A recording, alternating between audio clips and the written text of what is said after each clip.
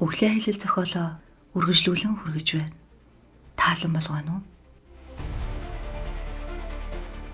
5 дугаар хэсэг. Цэргүүд цогц руу дахин 2 буудаад дараа нь замаас зайлуулав. 10-аад минут залуус дуугүй явлаа. Хажууд Макураас яваад Гарет ихэд баярлаж байв. Оол тавны хүртэл 20 км үлдсэн байх гэж Гарет дугарлаа. Чөтгөр гэж.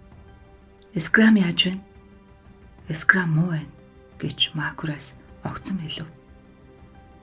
Колли Паркер духыг барьж үзээд Скрамыг халуурч байна гэсэн. Тэр дэмэрч байх шиг эхнэрийнхээ тухай, Феникс хотын тухай, Хопи омгийн индианчуудын тухай яриад л ойлгох аргагүй. Гэхдээ тэр бухшиг булаа бас их хичээж байна. Би нэг жаахан зөөрмөлээд авъя. Макураас гомдсон шинжгүй инээд алдаа толдов. Гаретус дахиад л үхлийн аялын үед найз нөхөртөө болсондоо харамсах шиг болов. Найз нөхөр түүнд улмал хүнд байх болно. Одоо ч хүнд байна. Гидсэн оржигнон дуугарч хачин оргив. Удахгүй бие засах шаардлага тавигдах нь. Тэр шүдээ зуулаа. Хүмүүс хотын дунд л тэхгүй юмсан. Годомжинд бие засчихсан аялын гишүүний өтгөнийг шилэн савнд хийгээд дурсгал болгоод авчихсан тохиолдол гарч байсныг Гарет мэднэ. Гаретийн толгой гудааж тэр явдал дундаа унтаж эхэллээ. Аялал үргэлжилсээр хөл нь өөрөө алхлан ханзарсан уул нь шал шалхийн газар балбана. Бас дахиад л буу тас хийж хүн газар унах бөглүүчмээ сонсогдлоо. Бас нэг аялагч Иесуст очихоор одлоо. Үзэгчид айн хашгиралдсан ч дараа нь хөөрөн орилдож байлаа. Гарет гэж нэг эмэгтэй хашгирав. Рэй, бид чамтай хамт. Гарет. Үзэгчид бүгд Мэн мужийн нутгийнхаа залууг харахаар чихэлдэж түүний нэрийг хашгирцгааж гарлаа. Тэд Гарет хэмээн нэгэн зэрэг уугаалцгаана. Тэр үзэгчид рүү гар даллаа дахин зүрмэлж эхэллээ. 11-р бүлэг. Оол таун хотод аялагчид шөнө дундын үед тулж очижээ. 2 гудамж руу иргэн 2 дугаар шоссе руу гараад цуваа хотын төв гудамжинд орж ирлээ. Оол таунд харсан бүхэн нь Гаретэд аимшигын хар дарсан зүуд мэд бодит ус санагджээ. Хүн эрүүл ухаанаар бодож сэтгэх аргагүй болон чанга нүргэн, орилон, хашгираа. Янз бүрийн өнгийн хурц гэрэлнүүдээс шөнө сүүдэргүй нүд гэлбам гялалцсан өдөр болон хувирчээ. Энэ гэрэлд хамгийн ойр дотны нүур царайч булшнаас гараад ирсэн мэт харагдана. Цаасан цас, сонины хуудснууд, ариун цэврийн буудал цааснууд цонхоор суналзан унаж байв. Эгээл Нью-Йоркт хайртай бейсболын багийнхаа алтан медалийг угааж байгаа мэт. Оол таунд хэнч буудуулсангүй. Шөнийн 1 цагийн үед цуваа Стиловтер голын эргээр явж эхлэхэд дөөшөөгөн жаахан намжив. 5 дугаар сарын 3 эхэлжээ. Цаасны үйлдвэрийн хурц өнөр, химийн бодис, түлэгдэж шатсан мод, хог хаягдлын өнөр ханхийн. Гарет зүүрмөлөн говьж явснаа хин нэгэн хавирга руу огцом түлхийг мэдрэв. Юу вэ? Хурдны зам руу гарлаа гэж Макураас хөөрсөн хоолоогоор хэллээ. Тэнд хүндэт харуулж агссан гин буу тавьж бидэнд хүндэтгэл үзүүлэх юм байх. Тэд төлбөрт хурдны замд тулж ирлээ. Кэти гэж Скрам хашгирлаа. Кэти, би явсаар л байна. Ялагдаагүй шүү. Тэр Гарет руу иргэн харахад хоосон, улайсан нүд, менчилсэн нүур, хагарч омголцсон уруулыг нь хараад Гарет эхлээд түүнийг таньсангүй. Тэр хүнд байдалд ороод байна гэж Бейкер өөрөө үнд буруутай мэд зөөлөн хэлв. Бид түүнд ус уулгаж толгой дээр нь ус асгаж байгаа. Гэхдээ дашмаг нь бараг дуусчихлаа. Шин дашмаг авахын тулд тэр өөрөө хашгирах хэрэгтэй байдаг. Журам нь юм чинь яа гэв. Ирлээ гэж Макураас хэллээ. Үзэгчдийн орилон хашгираан дахин дээцэгтэй тулж Огст, Портленд, Порстмут, Өмнө зүг гэсэн бичгтээ самбар гэрэлтэн харагдав. Замын хажуугаар игэнсэн үзэгчдийн оронд одоо цэргүүд чагсжээ. Тэд бууга урдаа хүндэт харуулуудын барьдгаар барьжээ. Хүндэт харуулын дүрм товцсон шөнийн гэрэлтүүлэгт гялалзсан. Цувааг дагалдагч сэргүүд тэдний дэргэд ноорхой гүлгэнүүд мэт сүргүй харагдана. Аялагчид улаан дүрм товцтой хүндэт харуулын жагсаалын дундуур хүн дээр амсгаадан алхацгаана. Гинэт харанхуйгаас ерөнхийн дуу хадлаа. Цэнэглээд замагт ачгинав. Ёслолын буудлагад бэлтгээд цэргүүд бууга өөдөн шагаан мөрөлцгөөж аялагчдын толгой дээгүүр гялалзсан жадна унь адил яриалаа. Галлаад 400 винтоо буу нэгэн зэрэг пин хийж аялагчдын чих хэдэн хором дүлгийрлээ. Галлаад дахин чих дүлгийрэн пин хийж утаагүй дарны хүн дүнэр ханхив. Толгой гэж Скрам яолов. Миний толгой хагарлаа. Галлаад винтовод сүүлчийн удаа нэрхийлээ. Зам газар одоо тэгшэрч даваагүйвэ ард үлджээ. Аялагчдын өмнө ерөнхийн жип харагдаад өмнө зүг давхин алга болж хүндэт харуулуудын жагсаал дуусан дахин үзэгчдийн игнээ харагдлаа. Гарет замын гол руу очин зөөлөн зүлгэн дээгүүр алхаж гарлаа. Хэн нэгнийг торгож байгаа нь сонсогдно. Гарет дашмгаа гаргаж ус балгаад дахин зүүрэмлэж эхэллээ. Август хүртэл 130 гаруй километр бий. Удалгүй тэр замын голд суулгасан мод мөргөж зочин сэржээ. Одоо аялагчдыг 3 машин цэрэг дагалдаж явна. Шүн тэд бүгд унана гэж Гарет өөрөө өөртөө хэлв. Энэ шүн тэд бүгд ядраад унцгаана. Үгүй байхаа гэж хажууд нь Коли Баркер дуугарлаа. Тэр ч бас өгтлээ ядарч, турж, эцжээ. Яагаад? Ойлгож байна уу? Эн чинь яг л өртөс шигшигтэй адил. Жижиг өртснүүд дорхноол унчихна. Дараа нь арай томууд нь хагарч, бутарч, шигшүүрийн нүхээр бас л унана. Харин том өртснүүд Паркерын нэмсэглэв. Том өртснүүд тийм амарч хагарч бутрахгүй. Удандаа хин нэгэн чанга хашгирлаа. Урд хин нэгэн хашгирч байна. Цэргүүд намхан Барк өвчтэй төстэй залууг онилжээ. Карбинууд зэрэг тасгийж цэргүүд цогцсыг замаас чирэн холдуулав. Дуграх цагаан царай Баркович их биш байна. Гидсэн базлан өвдгөд Гарет эргэн тойрноо харлаа. Тэгээд өмдөө тайлан суун тосов. Торгуул 47-г торглоо. Өвдгөн дорн гранат хэлбэрх мэт өвдөв. Шилб гуйны булчингууд байршил ингэж гинт өөрчлөгдсөн зочирдон тэсгийн аргагүй өвдөж байлаа. Бейкер хажуугаар нь өөр тийш харан өнгөрөв. Гарет өөхөлж ахлан босож явдал дундаа өмдөө татан гүйв. Тэгээд Макресийг гүйцэж толгоогоо унжуулан зэрэгцэн алхаллаа. Яав, хөнгөрөв. Сайхан боллоо. Амьдралдаа ингэж хурдан бие засч үдсэнгүй. Гэхдээ нэг юм мартчихаж. Юу тэр вэ? Би нойлын заас авахаа мартчихаж. Макрес инээд алдав.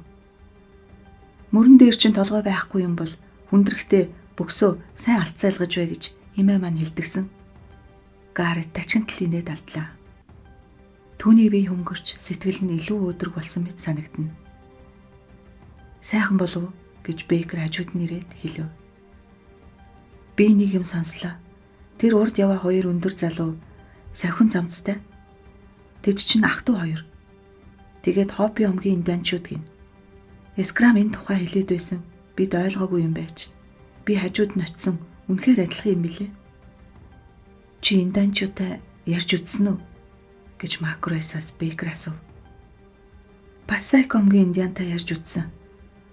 Энд Семинол омгийн индианчуудын газар нутаг байдаг гэсэн гэж Бейкер ярьлаа.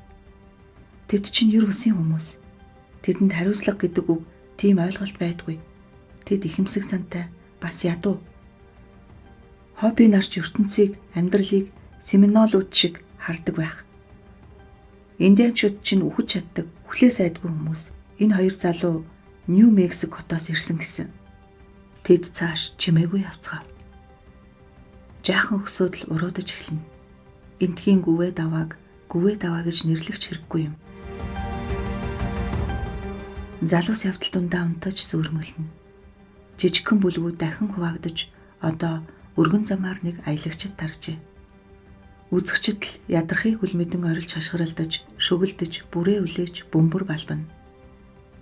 Гарет гэсэн үрээ тасралтгүй хашгирч заримдаа Баркович, Пирсон, Ваймен гэсэн нэрч сонсогдож байв.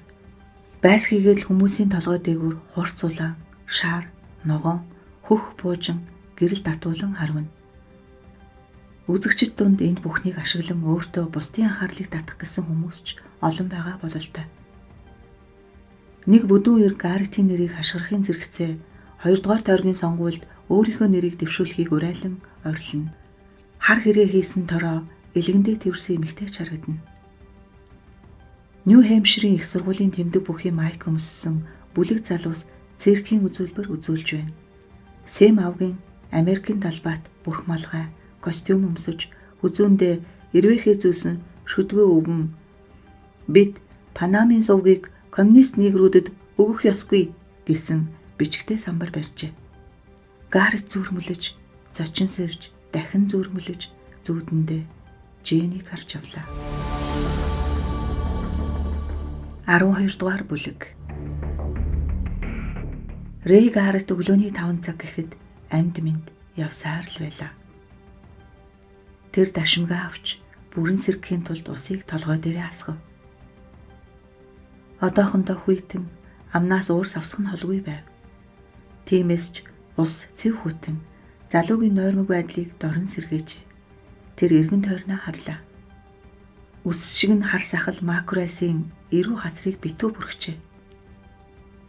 Колли Паркер турж цонхилсон боловч өчигдрийнхөөс арай сэргсэн харагдана. Бейкер бүр урдын бейкерийн сүүдэр шиг болчихож. Скрам халуурч улайхан багассан ч байнга ханиалгаж явна. Гарет хэдэн жилийн өмнө хатгалгаа авснаа саналаа. Шөнө тэр байнга зөөрмөлөж ой ухаанд нь явж өнгөрсөн хотуудын нэрэл үлджээ. Визи, Бангор, Херман, Хэмптон, Винтерпорт. Шөнийн туршид цэргүүд хоёрхан залууг л алсан. Тэгээд Гарет гинэд Колли Паркерийн үрцсний тухай саналаа. Өдөр нарлаг халуун болох шинжтэй. Залуус дахин хэсэг бүлэг болон бөөгнөрч эхлэв. Залуус бие биесийнхээ сахлыг харан шоолцгоно. Харин хөлний тухай хинч дуугарсангүй. Хөлийг шоолж болохгүй. Шөнө Гаретийн баруун хөлний цэв рүү хагарсан. Харин зузаан амьс шархыг нь хамгаалсан байх. Тэд Огста 76, Портленд 187 гэсэн бичиг бүхий самбарын хажуугаар өнгөрөв.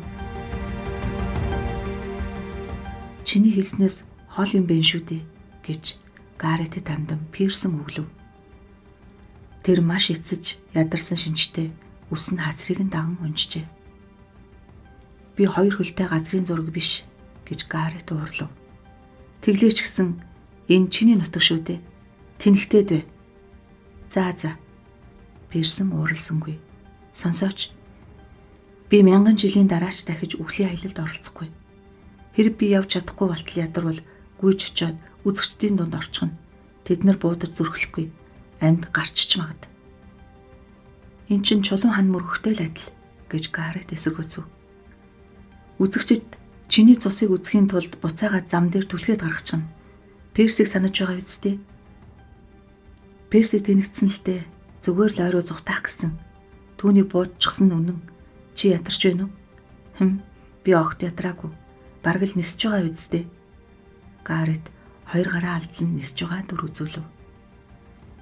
Би их ядарч байна. Персон уруулаад болов. Толгой тархич хачин болчихож.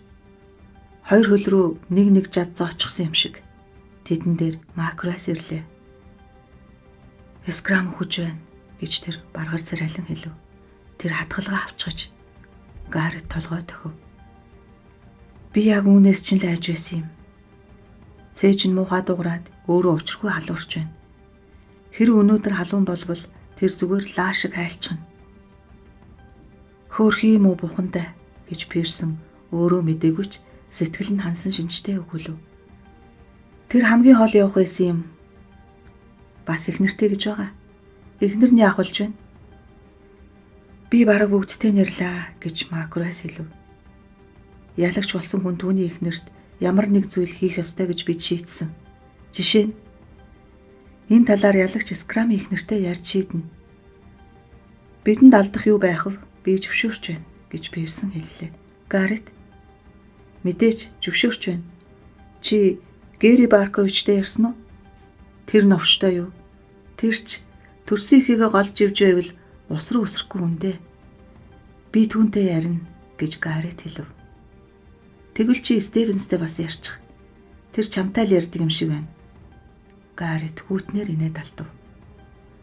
Түүний юу гэхийг ч би мэдчил байна л да. Тэр үгүй гин гэж юу? Тийм үү? Тэр яах гэж гин? Тэгээд би хариулж чадахгүй. Баркович явдал дундаа зөөргөлөж байна. Ягаан хацрыг нь битүү бүргсэн шар усна түүнийг эзэн нь муухай харьцдаг хам хилэн бамбрууш хүүхэлдээтэй адил болгожээ. Шар малгай нь алга болчихож. Баркович юу вэ? Хэн бэ? Гаррет чи юу? Сонсооч. Скрам хүч байна. Скрам уу? Яах вэ? Өмнөөс нь баярлж байна. Тэр хатгалгаа авчиж өдөр дуустал тэсгүй нь бололтой. Баркович түүнийг жижигхэн дуураг ухаангүй ядарсан нүдэрээ ширтлээ. Одоо тэр эзэн нь хайчсан тоглоомон бамбрууштай үнэхээр адилхан болжээ. Тэгээд чамд ямар хамаатай юм? Яах вэ? Тэр чи их нэртэй. Тэгээд л Барковичийн нүд бүлтэж бүр ухархай насаас ураад унчихгүй гэмээр болж ирв. Их нэртэй гинэ. Тэнэг. Энэ тэнэг чихтэй хошингуу. Дууга татаач. Илжиг минь. Тэр сонсчихно. Түй яадаг юм? Баркович эргэж Скрамыг олж хараад хашгирч гарав. Чи хар мал минь юу одоо вэ? Дээс тоглоно гэж бодоо юу чи? Скрам түүнийг ойлгосон шинжгүй хараад гар даллаа. Үзэгчдийн нэг гэж тэр бодсон бололтой. Харин хажууд нь явсан Абрахам Барковичийн зүг салаавч үзүүллээ. Баркович дахин Гарретийг харав. Тэр инээмсэглэн. Хөөе. Чиний царай чинь ламынх шиг л инэрэнгүй зөөлөн харагдаж байна. Өгөж байгаа нөхрийнхөө эхнэрийн төлөө мөнгө цуглуулах гэв.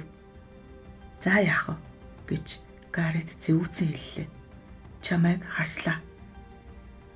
Тэр эргэж явхаар хөдөлгөд Баркович түүнийг татан зогсов.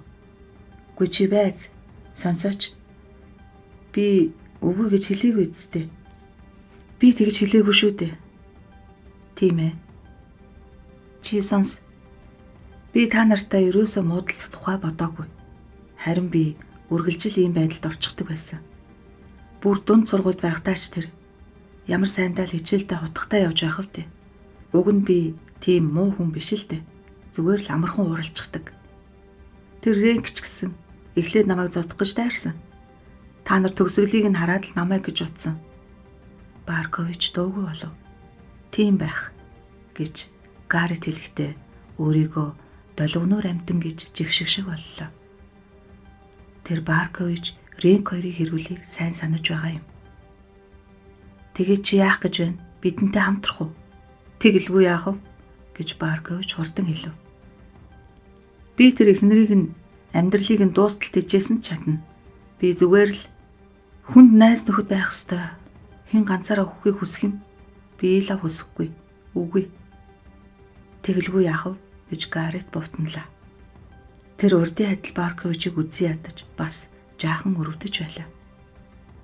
Чамд баярлалаа гэж Баркович хэлв.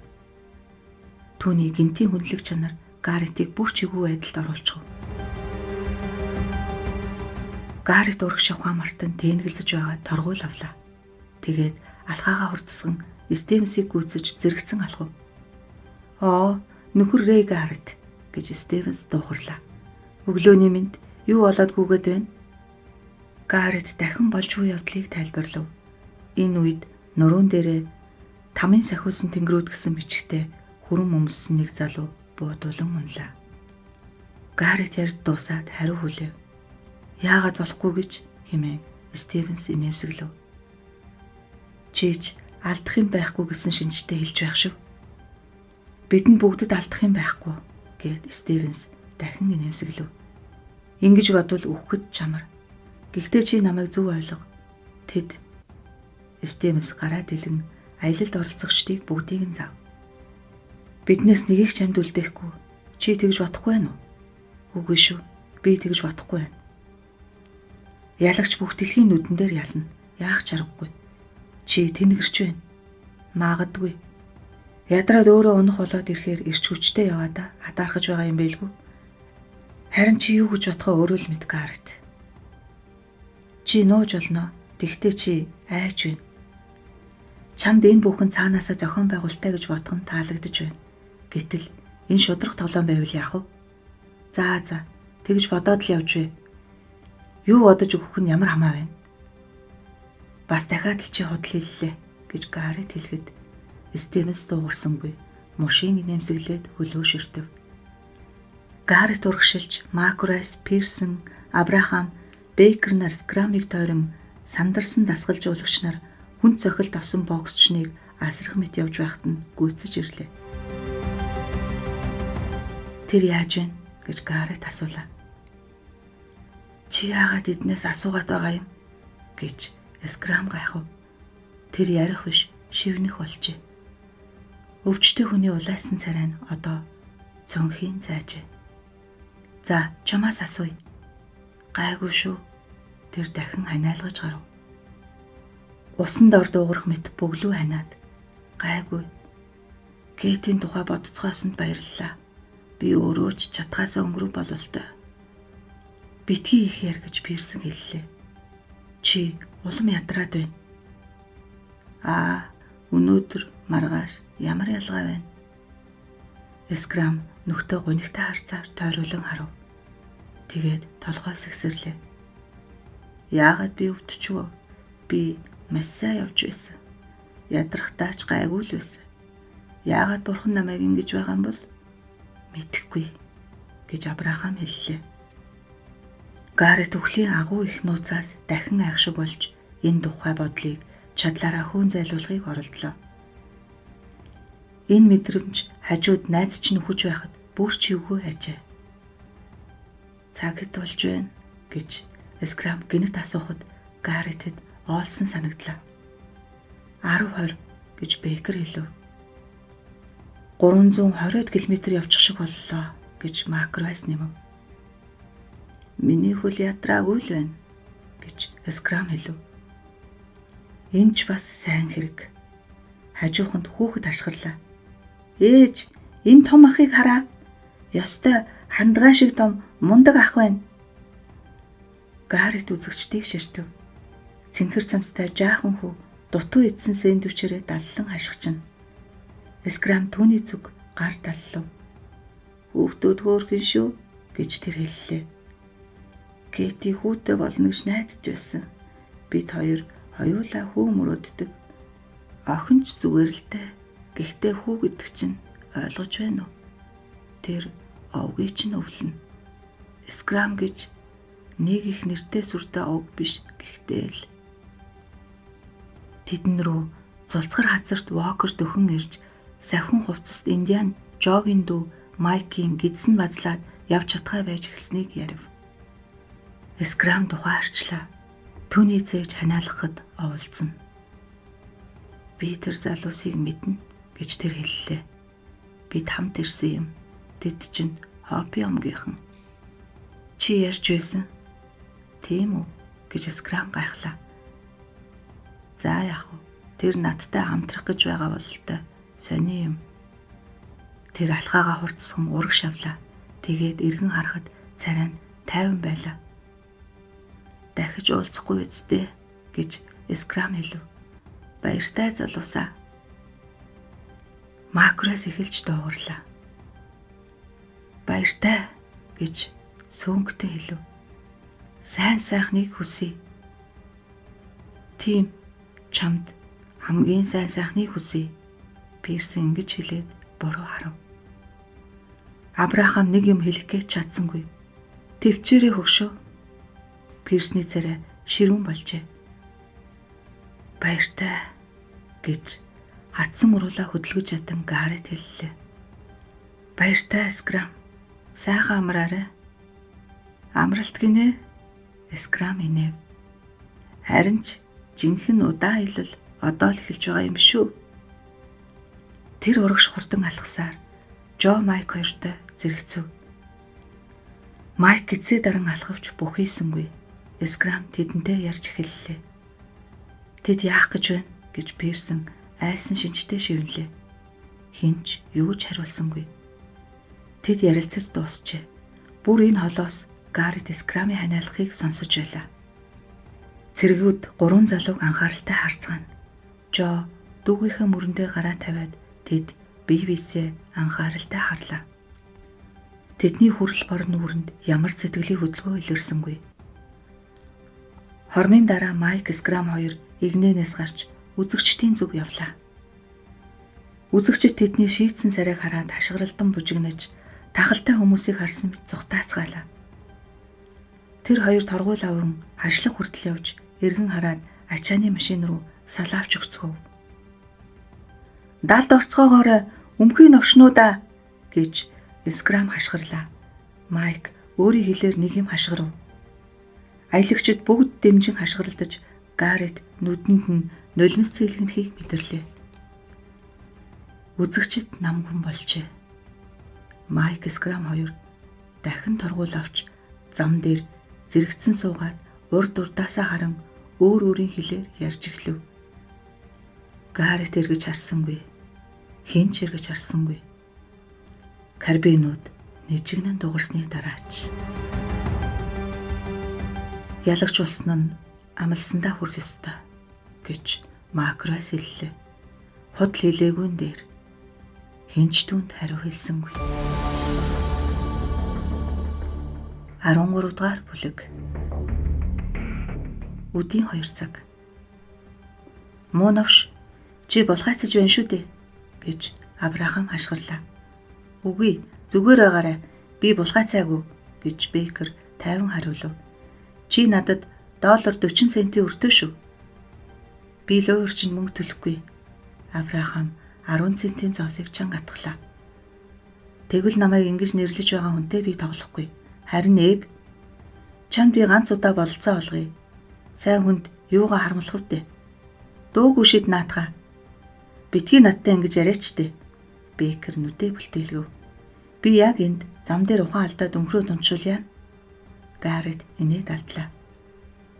Абрахам зоосыг дээш шидэж барьж аваад гартаа чанга атгав. Одоо чи шид. Бейкер зоосоо шидээд барьж авлаа. Сүлд гэж тэр хэлв. Тэгвэл би тоогийн алиг үзүүл. Абрахам гараа дэлгэлээ. Алган дээр нь Потомак мөрөн лаврын навчин донд гэлэлцэн. $50 центийн өртөө боллоо гэж Бейкер хэллээ.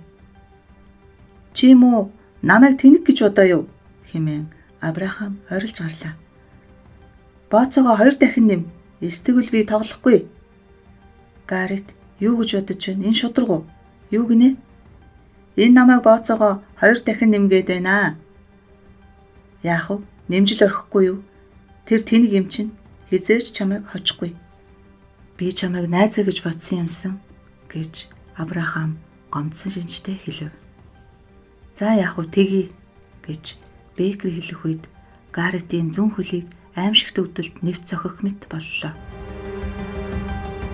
Энэ удаа урдах 30 цагийн бүх өвдөлтөөс хамаагүй хүчтэй өвдөх шиг болж Гаррет бие барьж чадсангүй. Миний хөл гэж хашгирлаа. Бурхан минь, Гаррет гэж Бейкер хэлж амжаад өнгөрөв. Торгуул 47-г торглоо. Сандарч болохгүй. Уг нь сандрах бүх шалтгаан бий. Тэр зам дээр сууж хөлөө урагш чигээд байдгаараа базаж илж гарлаа. Барьж үсгэд хөл нь зааны ясмит хатуу болжээ. Гаррет, энэ бол Макрос. Түүний дунд айдас шингэжээ.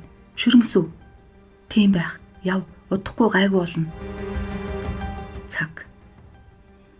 Цаг аимшигтай удаан боловч явсаар. Гаррет эргэж эхлээд нэг хөлөө өргөж буулгаад дараа нь нөгөө хөлөө өргөв. Тэгээд босч явлаа. Хажуугаар нь нэмсгэлсээр Баркович явж өнгөрөв. Залуу шивнэлдэн. Торгуул, 2 дахь торгуул одоо удахгүй. Алив, муусан хөлнүүд минь явцгаа Би өгөхийг хүсэхгүй байна. Яваад. Торгуул 47-г 2 торглоо. Үхлийн мэдрэмж, фото зураг мэт тодхоноор нүдэнд нь үзэгдэж, энэ мэдрэмж тархинд нь шигдээд тэндээ бэглэлт хийж авах гэж байх шиг. Гаррет түүнийг хөөн зайлуулахаар хар хүчээрээ үзэлцэж гарав. 1 минут түүнд бий. Үгүй 50 секунд, 40 секунд цаг явсаар. Нүүр нь ямар сэтгэлийн хөдөлгөөнгүй болсон Рэй хөлөө илж, базаж, ярьж байлаа. Гарын хуруунууд нь өвдөж эхэлсэн ч Гаррет анзаарсангүй. Хажуугаар нь амандаа нэг юм бувтнаад Стивенс явж өнгөрлөө. Тэгээд Гаррет зам дээр ганцаар оцров. Бүгд явж тэр ганцаар торойтол үлджээ. Үгүй, огт ганцаар биш. Хажуу хүнд нь нэг гартаа гялалдсан хронометр, нөгөө гартаа карбин барьсан цайвар шаргал үстэй зэрэг зогсоод сүүлчийн секундуудыг тоолон уруулан хөдлөнө. Түүний нүүрэнд өрөвдсөн шинтэмдгийн тусалж харагдсангүй. Торгуул 47-г 3 дахь удаа торглоо. Булчин нь тавирсангүй. Тэр одоо үхэх болжээ. Гаррет хөлөө тавиад цэргийг тайвнаар ширтэв. Хэн ялах бол? Бас Макрос Барковчи үхлийг үзэх болов? Толгойд сум шигдэхэд ямар байдаг бол гэж тэр бас бодлоо. Гинэд тас харанхуй болчих болов? Эсвэл айжмаар бүдгэрч харанхуйлдаг юм болов? Сүүлчийн секундууд дуусч байна. Хөлийн шүрмэс таталт намжжээ. Цус хөлийг хэдэн мянган зүгээр хатгах мэт чимчгнүүлсээр урсан орж ирв. Зэрэг хронометраа далт хийгээд сүүлчийн секундыг амандаа тоолж байна. Үгүй, би босхгүй гэж Гаррет бодлоо. Чөтгөр аваг, буудаг. Суух чинь ямар гिचи сайхан юм бэ? Буудчихлээ, яршиг. Тэр толгоогоо гудайлгав. Цэрэг аимшигтай удаанаар бууга өргөж баруун гарын долоовор хуруу гохон дээр буулаа. Зүүн гар нь мөн л удаанаар бууны гол төмрийг атгав. Энэ байна. Үхэл энэ байна. Би одоо үхнэ. Тэр гинэд хамгийн аяархан дуугарсан чимээгч сонсож эхлэв. Бууны замаг мөчөр хоогрох мэт дуугарлаа. Салхи түүний шүдний дундуур хонглын салхи мэт шууган гарлаа. Зүрх нь тулалдааны бөмбөр мэт нижгэнэн. Хаачим тэр холдуулах сонсогдлоо. Гаррет угсахын босч урагшгүй. Цэрэг гайхсан шинжтэй хойноос нь хараад дараа нь хронометрээ харж тэгээд бууны гохноос хуруугаа авлаа. Гаррет алхаж эхлэв. Нүдний өмнө цагаан гэрэл гялалцаж тэр удахгүй ухан алдаж унах гэж байх шиг боллоо. Гавьяаных нь намралтыг идлүүлээгүүд галзуу уртлаа уурсан хоёр хөл нь аимшигтайгаар янгинан өвдөнө. Гэвч Гаррет тисч байлаа. Хамгийн гол нь зүүн хөлийн булчин ажиллаж эхэлсэн. Тэр цагаа харлаа. 14:17. Бүтэн цаг түүнийг өглөөс 2 секунд л халахалж байх болно. Амьдрагчдын ертөнцид эргэн ирсэнд баяр хүргэе гэж Стивенс хэллээ. Баярлалаа. Гаррет арай ядан уруулаа хөдөлгөв. Түүний уур хүрэх шиг болжээ. Түүнийг саяхан буутчихсан бол эднэр ингээд л яваад л. Харин бүртгэлд л Реймонд Гаррет номер 47 351-р километрт 61-р жагсаалаас гарсан гэсэн тэмдэглэл үлдэнэ. Энтхийн сонингуудад Гаррет буудууллаа. Мэн нутгийн залуу алуулсан 61 дахь аялагч боллоо гэж бичнэ. Би хожино гэж найдаж байна гэж Гаррет шивнэлээ. Тийм үү? Гаррет хажууд нь зогсож байсан цэргийн нүрийг саналаа. Түүний царайнд өрөвдөх хүн ёсны шинж тавгтай төмсөнд л байдаг хэмжээгээр илэрч байсан. Миний хөл 3 удаа шүрмэс татлаа. Ингээд байвалч удаан явахгүй байх. Харж илвэ гэж хэлээд Стивенс дахин толгоогоо унжууллаа. Гаррет арай хурдан явж Макросын дэргэд ирлээ. Чамаагч дууслаа л гэж бодлоо шүү гэж тэр залуу эргэж харан хэлв. Би ч бас. Тийм ойртой юу? 2 секунд л үлдсэн. Макрос эсгэрв. Би ч босч чадахгүй байсан. Хөлчи яаж вэ? Арай дээр. Би ярьж чадахгүй. Жаахан хурдан яваад үзье. Харкнест энэ тус болоогүй. Би зүгээр л явж чадах эсгээ үзмээр байна. За, хамт явах уу? Хэрв чи залхуураагүй бол өөрөө л мэд. Макрес инээд алдав. Хонгор минь. Чамд мөнгө хайран биш бол надад цаг хайран биш вэ? Тэд урагш хурдан явж урдаасаа хоёр таваа өндөр туранхай залуу Хэролд Квинс эхэнд яваа дүүгээ буудуулсан Жо хоёрын дунд оров. Ойроос Жогийн царай уламж хөрөнбөр харагдана. Түүний савхин замсны цахилгааны чихнүүд, төмөр товчнууд хөгжим мэт дуурна. Сайн уу Жо гэж Макрес мэдлээ. Сайн уу гэж Жо хариулсан ч нүүр нь ямар ч хөдөлгөөнгүй хэвээр. Гарет Макрес хоёр ураг шалхлан түүнийг төрүүлж цувааны эхэнд гарч ирлээ. Одоо урд зөвхөн хоёр талаар нь үзэгчд битүү хан мэд шавсан замал харагдана. Урагшаа, зөвхөн урагшаа. Христийн дайчид давшиж байна гэж Макрес дуулав. Цаг хэд болж байна? 2:20. Рэй хэрв чи дөнгөж үү гэж Гарет асуухад айснаас гидсэнд хүй торгох шиг болов. Тэр ийм хурдтай бүтэн цаг явж чадахгүй. Гарет чи сонс. Хэрв чи үргэлж цаг асууж цагийн явдлыг чагнаад байх юм бол тун удахгүй дэнгийн ирвэхээ шиг шатчихна. Тэгээ солиороод үзэгчд рүү гүгээд буудуулна. Цагийн тухай бодхоо бол. Би чадахгүй, Пит, би чадахгүй. Олсон, Скрам, Харкнес тэд өгсөн. Би ч бас өхөн. Одоо би үүнд итгэж байна. Охиныхоо тухай бод. Жэний тухай. Эсвэл ээжийнхээ тухай.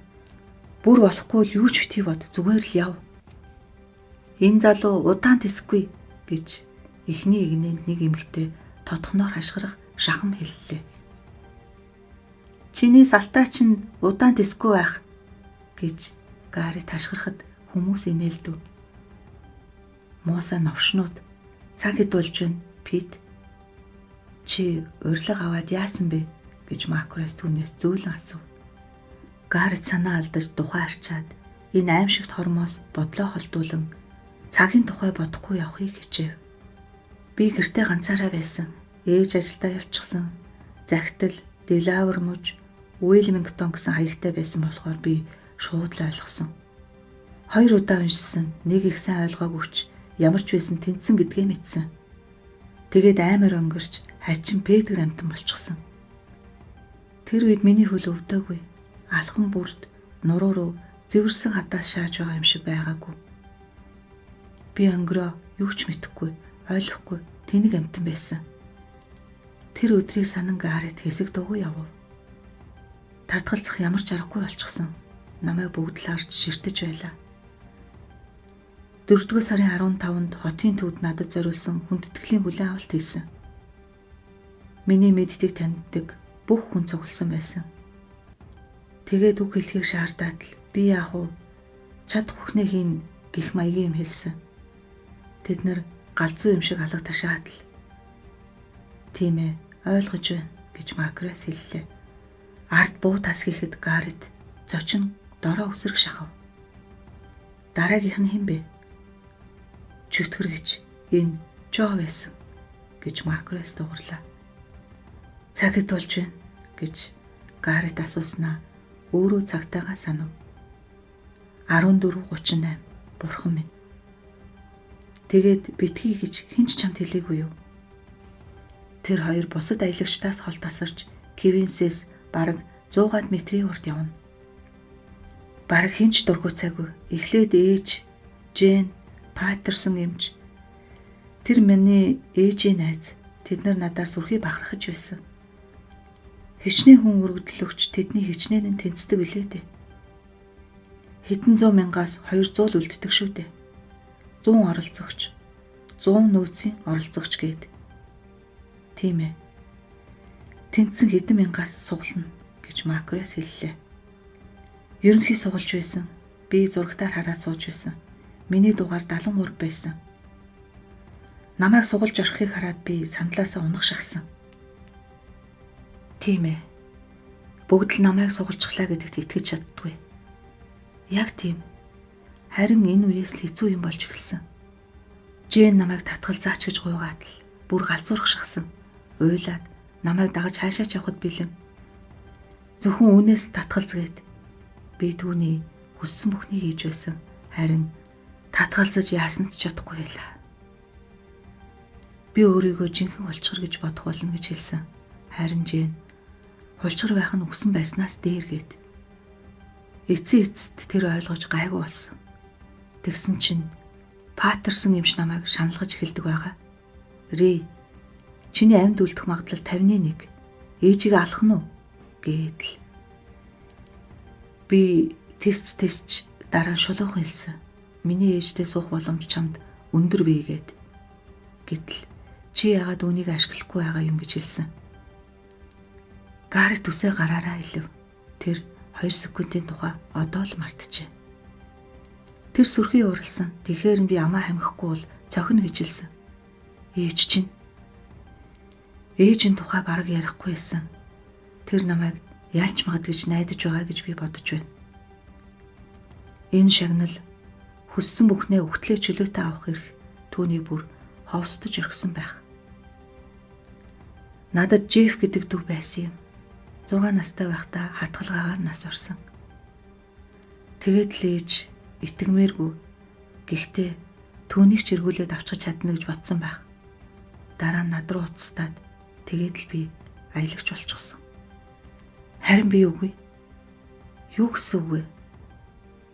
31 хүртэл 12 хүн татгалцсан. Би нөөцөнд байсан юм.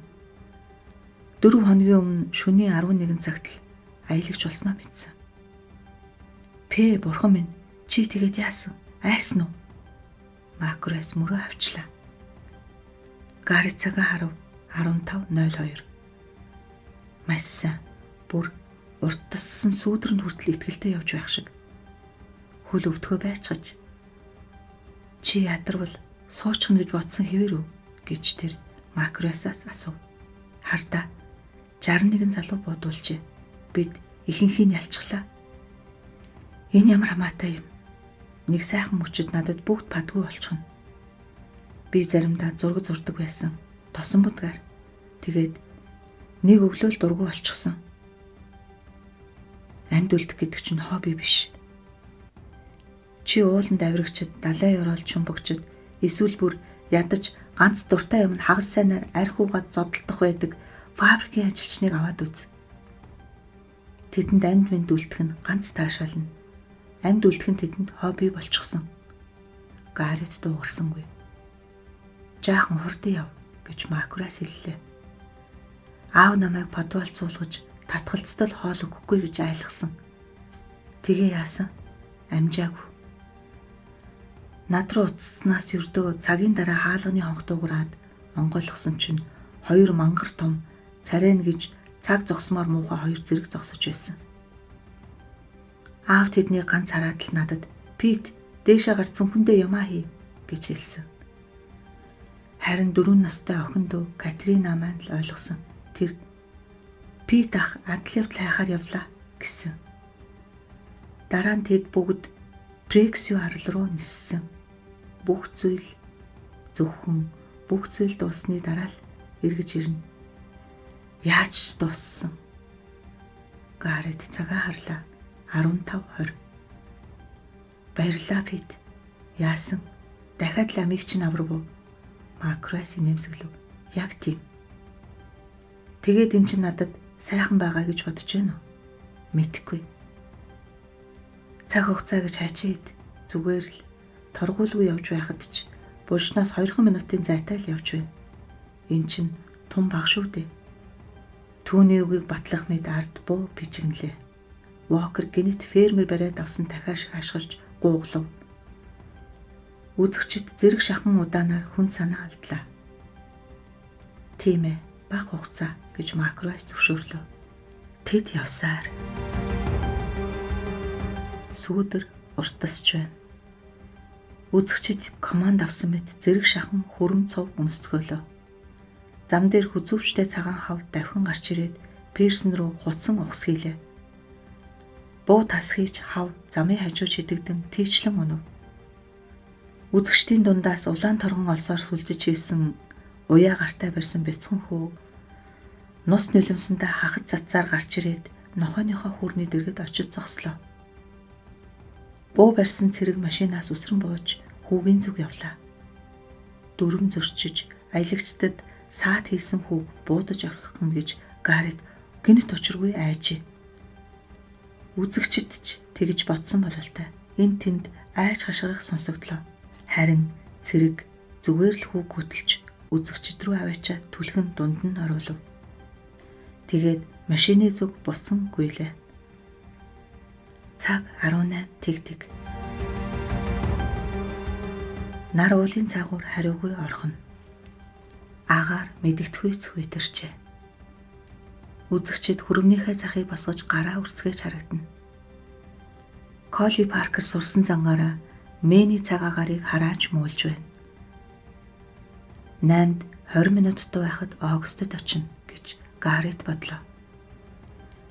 Тэндээс Фрипорт хүртэл тун ойрхон. Хэдийгээр 2 минут хүрэхгүй хугацаанд л ээж Жэйн хоёрыг харах байсан ч ерөөсөө энэ үзэгчд дотор олж харж чадвал шүү дээ. Гаррет энэ тухай бодоход би энэ хөнгөрөх шиг болж байв. Алхаага жаахан удаашруул гэж Макрес хэлээд Огстод Бейкертэй гуруулаа шадар гурван зэрэг шиг орё тэгхүү. Тэгье. Гарретэд энэ санаа таалагджээ. Тэд алхаага удаашруулж дүнсгэр дуугүй Хэрэлд гинэс урагш яван холдов. Бүрэнхий тэр хоёр Абрахамыг дуугаар нь танилаа. Хүүш ямар адилхан юм бэ хэмээн Макрес 3 хоногийн хууц сахалтай болсон Абрахамыг ширтлээ. Чи мөн үү? Эрт дээр үед хэмээн Абрахам биенд нь чөтгөр шингэсэн мэт хоолоогоор хэлв. Энд бидний эцэг хүүхэд ирж чөтгөр гэж юу хэлээ дээ? Цаашаа мартчихж. Бидэнд 8 дугаар ангид түүхийн хичээл дээр заадаг байсан. Үүсгэн байгуулагч эцэг өвдийн царайтай оюун ухаан нь гэвэл тэмбүүтээ илжгэл гэсэн үг гэж Макрес гунигтай өгүүлв. Абрахам чи яаж ийм амьдралыг сонгов? Хариуны оронд буу тас хийж хүн унах чимээ сонсогдлоо. Энэ галлант гэж Бейкер хэлв. Хөөрхий өдөржин арай ядан л яваад байсан. Та нар өнөөх зохиомжлын асуултуудыг санаж байна уу гэж Абрахам асуулаа. Бүгд толгой тогтцгоо. Би яагаад өвлийн аялалд оролцохоор шийдсэн бэ гэсэн гарчигтай зохиомжлог. Энэ нь сонголтын нэг хэсэг юм.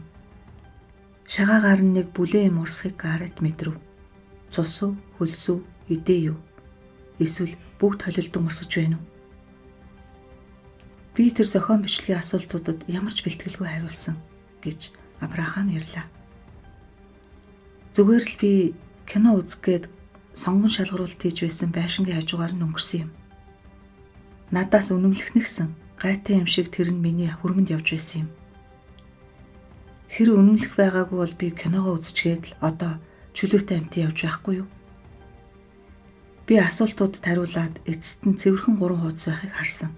Дээр нь та энэ асуултанд аль болох чин сэтгэлээсээ 1500-аас илүүгүй үг хэрэглэн хариулна уу гэсэн байсан. Тийм гэж Бейкер хэлв. Та жацаг их алддаггүй бас хар тамхи хэргэлдэггүй. Яг 5 минутын дараа би бичээд өчгсөн. Тэгэхэд би өвлийн аялалд миний оролцохыг хүссэн шалтгаан бол би энэ нийгэмд хэрэггүй. Надгүйгээр Америк улс илүү цэвэрхэн, илүү аз жаргалтай орн байх болно. Харин би аялалд ялвал өөрийн амьдардаг ордны өрөө бүрд Ван Гогийн зураг өлгөн бас 1-р зэрэглэлийн 60-ын анхантай болно гэж бичсэн. Дараа нь жаахан бодож байгаад нэмж тэднийг хөгшөрхөөр нь тэтгэр олгоно амлаж байна гэж бичсэн. Энэ л тэдэнд таалагдсан байх. Сарын дараа намайг авлаа гэж мэдгдсэн. Тэгээд чи барилдж байна уу гэж Колли Паркер асуулаа. Хэлэхэд хэцүү юм. Эхлээд үнэхээр сонирхол байсан. Дараа нь хожимдсон. Нэг сайхан өглөө би өвлийн аялалд оролцогч болчихсон сэрсэн. Би энийгээд л ерөнхийн төмсгийг сух татна гэж ярьдаг байсан.